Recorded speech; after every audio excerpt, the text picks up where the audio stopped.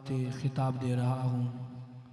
हज़रत मौलाना नईमुर्रहमान मुआविया साहिब, उनकी खिदमत में गुजारिश है अपने कलिमात आलिया से मुस्तफ़ीद फरमाएँ। जनाब हज़रत मौलाना नईमुर्रहमान मुआविया साहिब।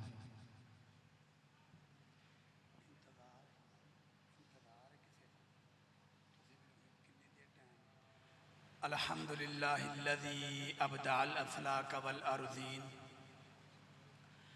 वस्सलातु वस्सलामु अला मन कान नबिय्यन व आदम बैनल माइ वत्तीन व अला आलिहि व सहाबिहि अजमाइन। अम्मा बादु फ़अऊज़ु बिल्लाहि मिनश शैतानिर रजीम। बिस्मिल्लाहिर रहमानिर रहीम।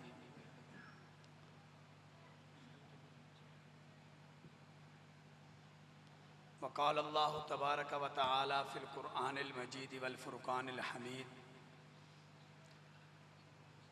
वमा अर्सलनाका इल्ला रहमतल लिल आलमीन। सदक़ल्लाहुल अज़ीम व सदक़ रसूलुहु। नारे तकबीर, हाथ उठा के नारे तकबीर। ताज व तख्त ख़त्म नबूवत, अज़मत सहाबा, शान सहाबा। आज के हमारे मौज़ मेहमान ख़तीब अहल सुन्नत, शहज़ादा अहल सुन्नत, मुक़र्रर ज़ीशान, महबूब अवाम, ख़तीब नुक्तदा, आलिम बाअमल, जनाब हज़रत अल्लामा मौलाना यूसुफ शेखुबूरी साहिब हमारे स्टेज का हुसन बन रही हैं। मैं हज़रत को खुश आमदीद कहता हूँ। अल्लाह ताला हज़रत का आना अपनी बारगाह में कबूल फरमाए। बड़ों की मौजूदगी के अंदर गुफ्तगू नहीं करनी चाहिए। मैं एक तालिब इल्म हूँ और हकीकतन मैं आपके प्रोग्राम को सुनने के लिए आया, तो मुझे कह दिया गया तो मैं खड़ा हो गया। सिर्फ इस इंतज़ार में था कि मेहमान हजरात आ जाएं। तो अभी इंशाअल्लाह अज़ीज़ आपके सामने जो हमारे मेहमान ख़ुसूसी हैं वो गुफ्तगू करेंगे। उनसे कबल एक बात आपसे कहना चाहता हूँ कि जितनी बड़ी महफ़िल हुआ करती है उसके अदाब भी उतने ही बड़े हुआ करते हैं। जितनी बड़ी महफ़िल हुआ करती है उसके अदाब भी उतने ही बड़े हुआ करते हैं। बाद मरतबा इंसान इबादत से इतना आगे नहीं जाता जितना अदब की वजह से अल्लाह इंसान को मकाम अता फरमा देते हैं। जुनैद बगदादी रहमहुल्लाहु ताला अन्हु का नाम आपने सुना होगा। कहते ये एक बहुत बड़े पहलवान थे, सरकारी पहलवान थे। इनके साथ कोई मुकाबले के लिए नहीं आता था, तो बादशाह वक़्त ने ऐलान करवा दिया कि जो बंदा जुनैद को गिराएगा, हराएगा, उसको इतना इतना इनाम मिलेगा। एक बुजुर्ग आदमी जिस्म के एतबार से कमज़ोर सा, ताकत के एतबार से भी इतनी ताकत नहीं, उसने चैलेंज को कबूल कर लिया। अब लोगों ने कहा तेरी मत तो नहीं मारी गई, इतना बड़ा पहलवान है तो उसके मुकाबले में आएगा। जब मैदान लगेगा ना पता तब चलेगा। हम देहातों में रहने वाले लोग हैं, जब कुश्ती की जाती है तो आप लोगों ने देखा होगा कि पहलवान जब मैदान के अंदर उतरते हैं तो हाथों के अंदर हाथ डाले जाते हैं। बादशाह वक़्त को पता चला कि किसी ने जुनैद के चैलेंज को कबूल किया। वक़्त तय हुआ, मैदान लगा, नारे लगे, ढोल आया, लोग जमा हो गए। अब जुनैद भी मैदान के अंदर उतरता बड़े तकब्बुराना अंदाज के अंदर। अब जैसे वो मैदान के अंदर उतरा, मध्य मुकाबल जो बूढ़ा आदमी वो सामने आया तो जुनैद ने उसे ठट्ठा किया, मजाक किया कि बड़े बड़े पहलवान मेरे साथ मुकाबले के लिए नहीं आते, तू मेरे साथ क्या मुकाबला करेगा। अब बूढ़ा आगे बढ़ा। आगे बढ़ने के बाद उसने मुसाफा किया। मुसाफा जैसे हाथ के अंदर मुसाफा किया तो इस बूढ़े आदमी ने जुनैद बगदादी के कान के अंदर एक जुमला कहा, फरमाया, ओ जुनैद, मैं जानता हूं कि तू बहुत बड़ा पहलवान है, मेरा ताल्लुक मुहम्मदुर रसूलुल्लाह की ज़ात के साथ है, अल्लाह के नबी की आल के साथ मेरा ताल्लुक़ है।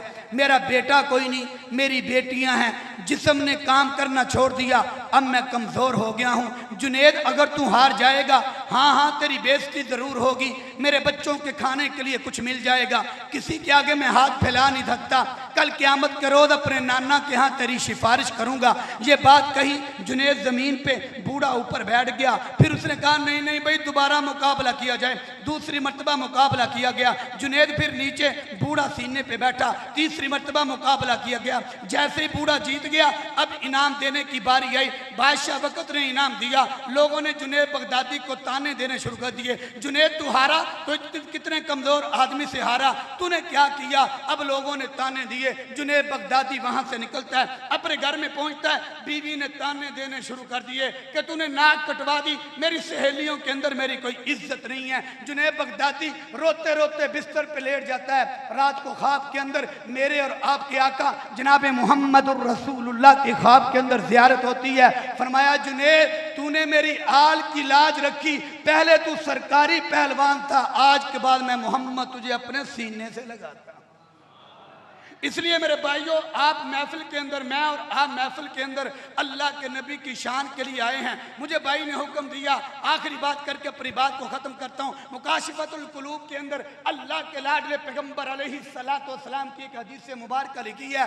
अल्लाह के नबी ने फरमाया, अल्लाह ने एक फरिश्ता पैदा किया है जिसके पाँव तहत सरा के अंदर लगते हैं, जिसका सर अर्शे मुअल्ला को लगता है।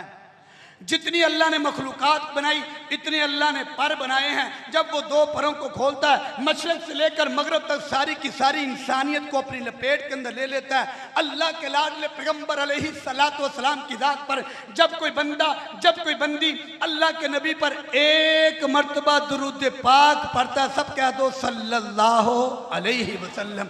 जब कोई बंदा एक मरतबा दुरूद पाक पढ़ता है, कोई इतराज़ करता है कि ये देवबंदी हैं, ये वहाबी हैं, नबी पे दरूद नहीं पढ़ते। रब्बे मोहम्मद की कसम खा के कहता हूँ, अपना अकीदा बताने लगा हूँ, मेरी नमाज पूरी नहीं होती जब तक मैं मुहम्मदुर रसूलुल्लाह पे दरूद ना पढ़ूँ। मेरा अकीदा पूरा नहीं होता जब तक मुहम्मदुर रसूलुल्लाह पे दरूद ना पढ़ूँ। हमारी बख्शिश नहीं होती जब तक मुहम्मदुर रसूलुल्लाह पे दरूद ना पढ़ा जाए। हमारी दुआ पूरी नहीं होती जब तक मुहम्मदुर रसूलुल्लाह पे दरूद ना पढ़ा जाए। हमारा जनाजा पूरा नहीं होता जब तक मुहम्मदुर रसूलुल्लाह पे दरूद ना पढ़ा जाए। अल्लाह के लाडले पैगंबर ने फरमाया, जब कोई बंदा या बंदी अल्लाह के नबी पर एक मर्तबा दरूद पढ़ता है, वो फरिश्ता अल्लाह के अर्श के सामने एक नूर का तालाब है, उसके अंदर गोते लगाता है। गोता लगाने के बाद अपने परों को झाड़ता है, उससे नूर के कतरे गिरते हैं। लाखों करोड़ों खरबों लातादाद फरिश्ते पैदा होते हैं। अल्लाह रब्बुल इज्जत के पास वो फरिश्ते पहुंचते हैं, रब्बा तूने हमें पैदा किया, हमारे पैदा करने का मकसद क्या है? अल्लाह उन फरिश्तों को मुखातिब करके कहते हैं, जवत्ती के अंदर बैठने वाले एक बंदे ने मेरे आखिरी नबी मुहम्मदुर रसूलुल्लाह पर एक मर्तबा दरूद पढ़ा है, अब तुम क़यामत की सुबह तक उसके लिए दुआए मग़फ़िरत करते रहो। अल्लाह अमल की तौफ़ीक़ अता फ़रमाए। वाक़िअन।